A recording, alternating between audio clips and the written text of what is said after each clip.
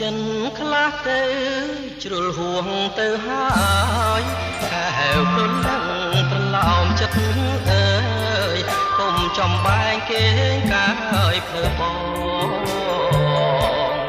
គេមកពើបងនៅថ្នាក់ថ្នមត្រកងអងអែឲ្យនួនល្អគេស្ដាប់រៀមបំពេ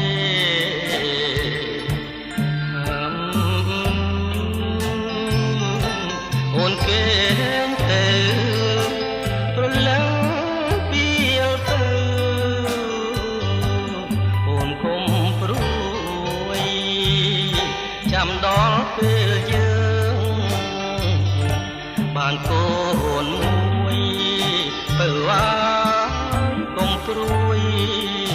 សំយើងទៅជួ